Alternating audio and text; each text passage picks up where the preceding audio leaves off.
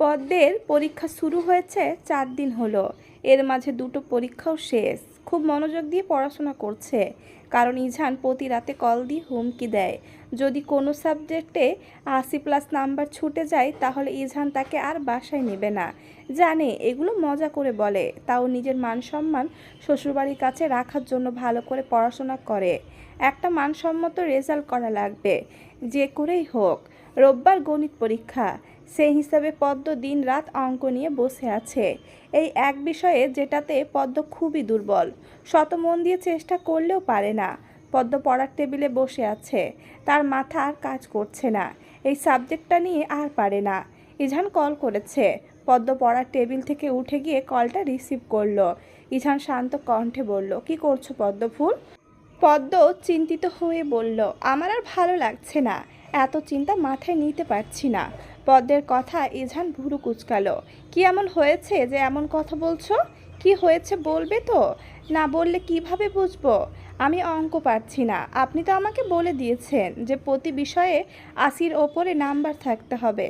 আচ্ছা আপনিই বলুন, আমি কি এত ভালো শিক্ষার্থী যে এমন রেজাল্ট হবে আমার? সব বিষয় ঠিক আছে, গণিত বিষয়কে একটু ছাড় দিলে হয় না? ইঝান পদ্মের কথা শব্দ ছাড়া হাসলো। এই মেয়ে এটার জন্য এত টেনশন করছিল? হাস্যকর ব্যাপার। পরক্ষণে ইঝান গম্ভীর কণ্ঠে বলল, কোনো ছাড় দেওয়া যাবে না। আমি এত ভালো মানুষ নয় ম্যাডাম। পদ্ম রেগে গেল। এই বিষয়ে একটু ছাড় দিলেও পারত। বড্ড বাজে লোক একদম।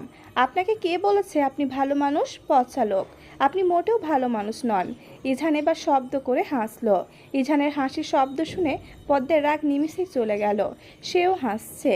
আমার পদ্মফুলের রাগী কথাগুলো এত মজা লাগে কেন বলো তো? পদ্ম কথাটা শোনা মাত্রই চোখটা বন্ধ করে ফেলল। পদ্ম উত্তর দিচ্ছে না দেখে ইঝান বলল, আচ্ছা তাহলে কলটা রেখে দিই আমি। পদ্ম সাথে সাথে বলল, না না, আচ্ছা আপনি এখন কি করছেন?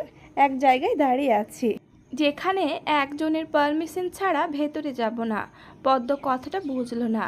ইঝান আসলে কি বলছে বুঝিনি। কি বলছেন? ইঝান একটা নিঃশ্বাস ছাড়ল। তোমার আমাকে এখন এই মুহূর্তে দেখতে মন চাচ্ছে? পদ্ম ঠোঁট কামড়ে ভাবলো কি বলবে। দেখতে মন চাইলে আপনি কি আসবেন নাকি? আর এখন তো আসাও সম্ভব না, কত দূরের পথ। আমি বলেছি তোমার এখন আমাকে দেখতে মন চাচ্ছে কি না, আর তুমি কি বলছো আসবেন নাকি কত দূরের পথ? আমি যেটা জিজ্ঞেস করেছি সেটা বলো। অতিরিক্ত কথা বলা পছন্দ না। পদ্মের তো মনে মনে ঠিকই মন চাচ্ছে, কিন্তু ইঝানকে কথাটা বলবে কিভাবে? পদ্ম কথা বলছে না দেখে ইঝান ধমক দিল, কথা বন্ধ কেন? দুইবার জিজ্ঞেস করছি, আমার কথা কি গায়ে লাগছে না তোমার? পদ্ম আমতামতা করে বলল, ভীষণ মন চাচ্ছে। ইঝান হাসলো। তাহলে দরজা খুলো। পদ্ম অবাক হয়ে গিয়েছে। দরজা খুলবে কেন? দরজা কেন খুলবো? এখন রাত 12টা বাজে। আমার তো ভয় লাগছে। ইঝান বিরক্ত হলো। এ কি আসলেই কিছু বুঝতে পারছে না? কলটা কেটো না, যাও দরজা খুলো, একটা সারপ্রাইজ ওয়েট করছে তোমার জন্য। পদ্ম কিছু বলল না। ইঝানের কথা মতো কলটাও কাটলো না। আস্তে আস্তে গিয়ে দরজা খুলছে। যদিও ভয় কাজ করছে, কারণ এত রাতে দরজা খুলবে। কাউকে ভয় না পেলেও ভূতকে তো ভয় পায়। যদি হঠাৎ দরজা খুলতেই সামনে এসে পড়ে। ঠিক এই কথাগুলো মনে করে পদ্মের পা চলছে, আবার চলছে না। পদ্ম আল্লাহ আল্লাহ করতে করতে গিয়ে দরজা খুলছে। পদ্ম দরজা খুলে 404 ভোল্টেজের শক খেলো। এ দেখে ইঝান দাঁত দেখিয়ে হেসে দাঁড়িয়ে আছে।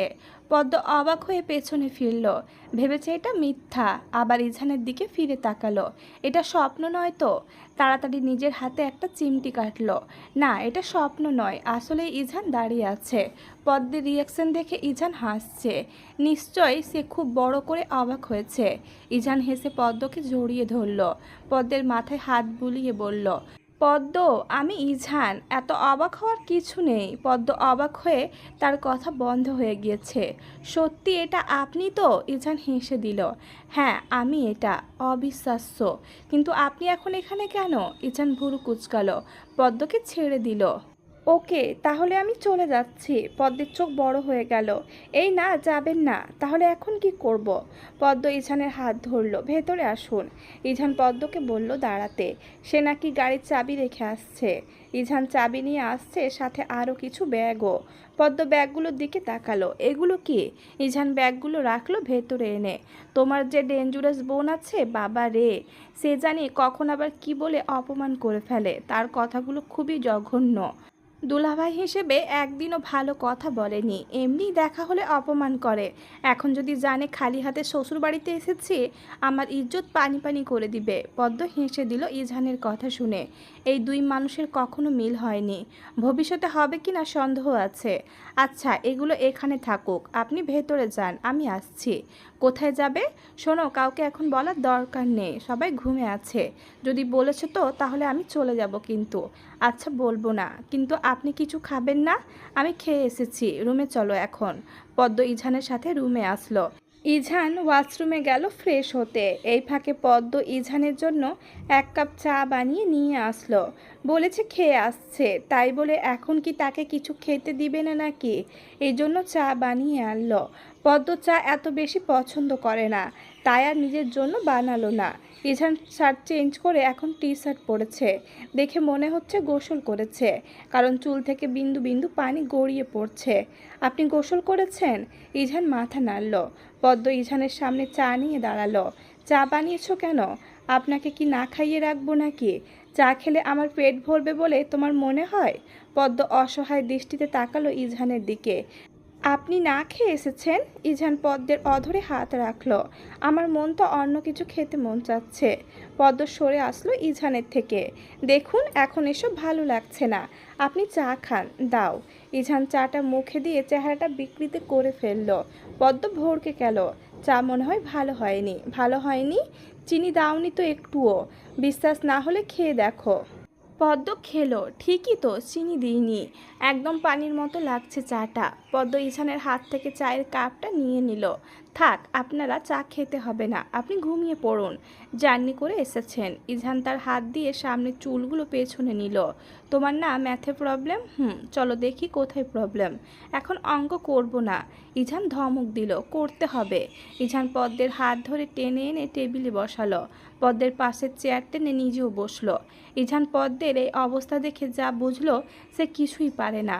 ভেবেছিল পদ্ম অনেক ভালো স্টুডেন্ট, এখন দেখি ঘোড়ার ডিম সে। প্রায় 5টা অঙ্ক করে দিল ইঝান। এখন পদ্মকে প্রচণ্ড ঘুম ধরেছে, চোখ মেলে তাকাতে পারছে না একটুও। আমার ঘুম আসছে, চলুন না ঘুমাতে যাই। ইঝান পদ্মের কথা মতো ঘুমাতে গেল। পদ্ম ওদিক ফিরে শুয়ে পড়ল, যেটা ইঝানের সহ্য হলো না। পেছন থেকে পদ্মকে জড়িয়ে ধরল, পদ্মের ঘাড়ে মুখ লুকালো। এবার শান্তি লাগছে ইঝানের। এতদিন এটাই মিস করতেছিলাম পদ্মফুল। পদ্ম চিমটি কাটলো ইঝানের হাতে। ইঝান আর একটু গাঢ় করে জড়িয়ে ধরল। একটু ভালোবাসার কথা বলতে পারবো না। সকাল 5টা। পদ্ম তাড়াতাড়ি উঠে পড়ল, কারণ তার মাকে বলতে হবে ইঝান এসেছে, তার জন্য নাস্তা বানানো লাগবে।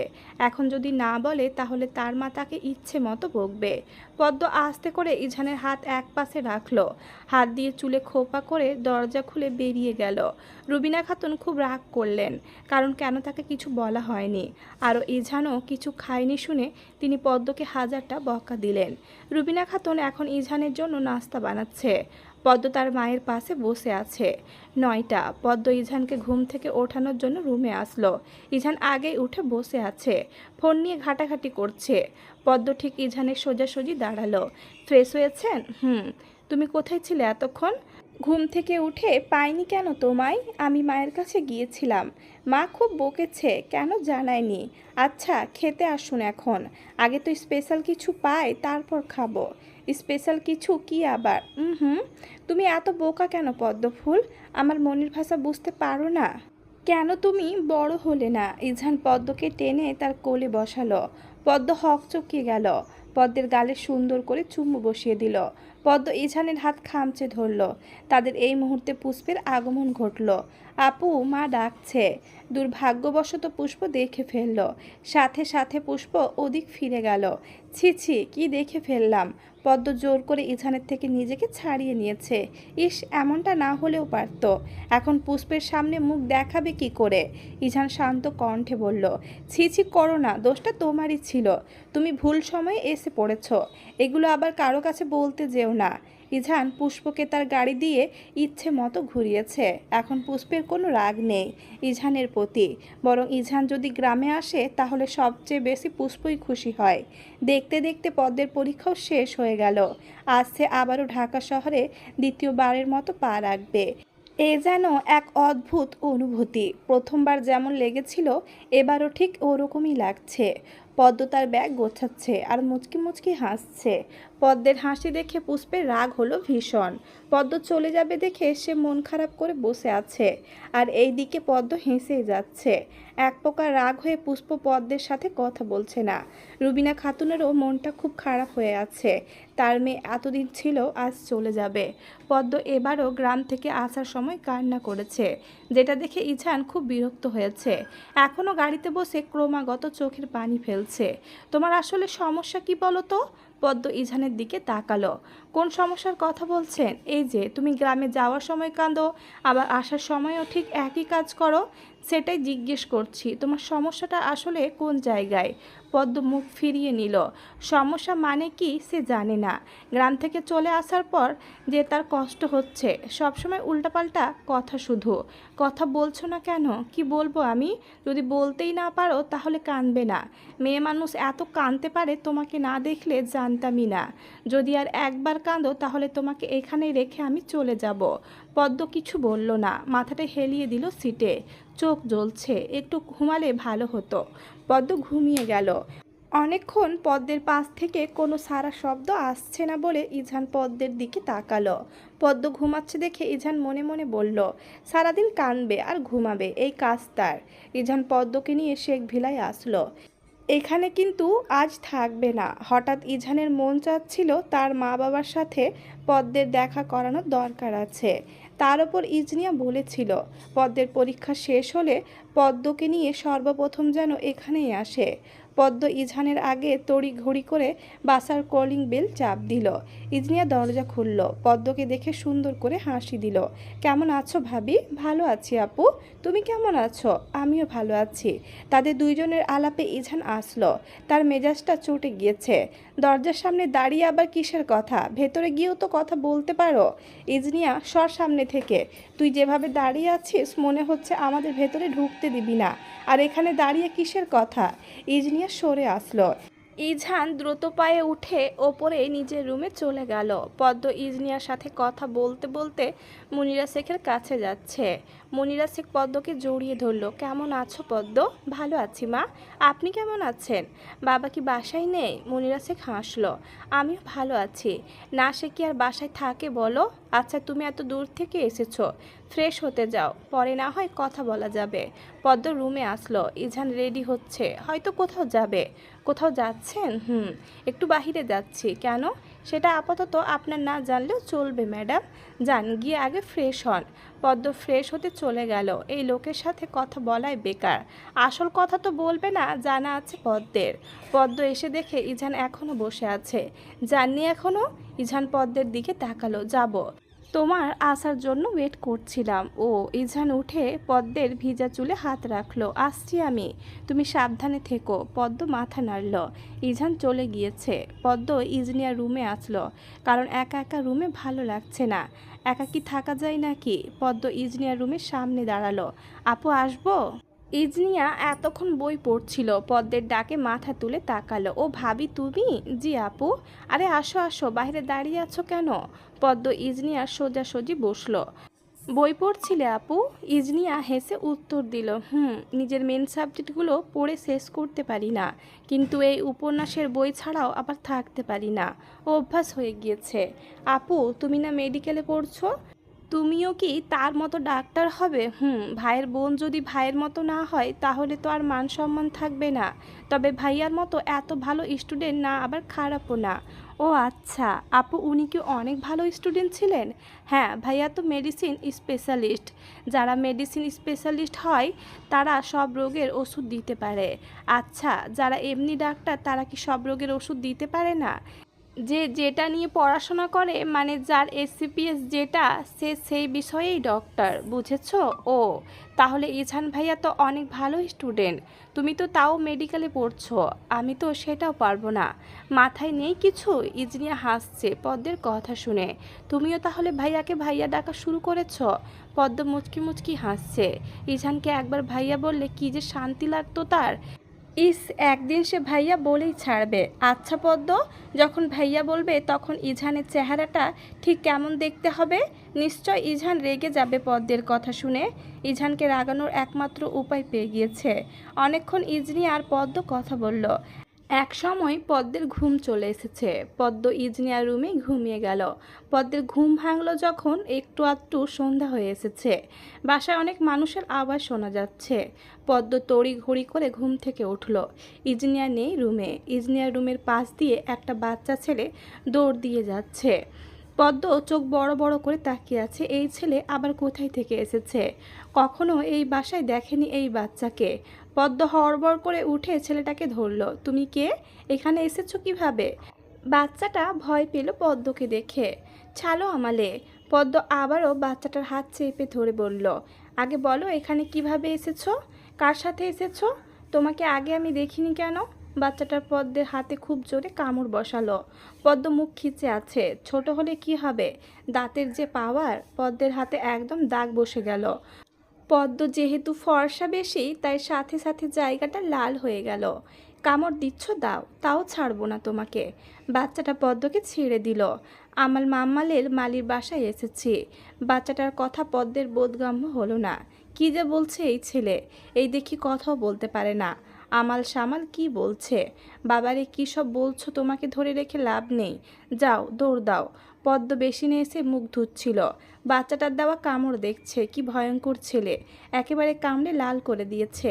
খুবই পাজি ছেলে একদম। পদ্ম রুম থেকে বের হয়ে সে রীতিমতো অবাক হয়ে আছে। সোফায় কিছু মহিলা বসে আছে।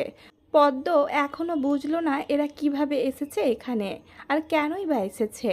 পদ্ম রান্নাঘরে আসলো। মনিরা শেখ রান্না করছে। তার পাশে দুজন মহিলা দাঁড়িয়ে আছে। পদ্ম মনিরা শেখের কাছে একদম ঘেঁষে দাঁড়ালো। মনিরা শেখ পদ্মের দিকে তাকালো। পদ্মের হাত ধরে নিয়ে তার পাশে দাঁড় করালো। এই যে পদ্ম, ইজানের বউ। ও এতক্ষণ ঘুমেছিল, তাই তোমরা দেখতে পাওনি। পদ্ম, ওনারা আমাদের খুব ঘনিষ্ঠ মানুষ হয়। একজন তোমার খালা শাশুড়ি আর একজন মামি শাশুড়ি। পদ্ম হেসে তাদের সালাম দিল। তাদের সাথে কথা বলল। মনিরা শেখ একজনকে বলল, তুমি একটু এই দিকটা দেখো, আমি পদ্মকে নিয়ে রুমে যাচ্ছি।